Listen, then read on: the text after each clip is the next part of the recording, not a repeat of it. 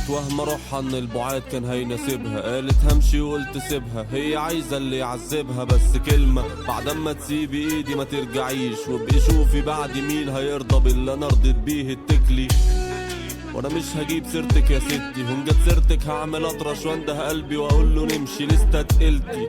ما كنتش عايزك تبقي جنة، انا ما طلبتش غير بني ادمة تبقى جنبي لما احتاجها، بس انت استخسرتي ده فكان خسارة فيكي خيري. كنت بشوفك من غير عيب، العيب الظاهر كان في عيني، ليه امنت الواحدة تاني؟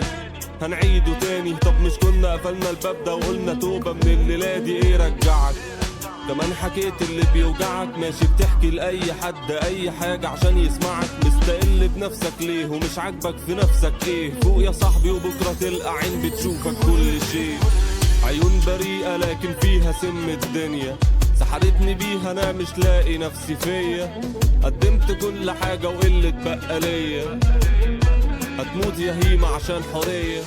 عيون بريئة لكن فيها سم الدنيا، سحرتني بيها انا مش لاقي نفسي فيا، قدمت كل حاجة وقلة بقى ليا، هتموت يا هيمة عشان حرية. عايشين بنكدب علشان الحقيقة بتكسف، رافضين نصدق ان في اهالي بتقتل، قبل ما تسأل ابنك ليه مش زي الباقي، ما تبقى تقارن نفسك انت بأب تاني. مثلا انا بكرة هنجح او هبقى النجاح ذات نفسه، وهقابل حد يحب فيا اللي انت كارهه، حتى الفيلم اللي انت كاتبه هكتب فيلم تاني عكسه. هعلم ابني يحب نفسه ليه؟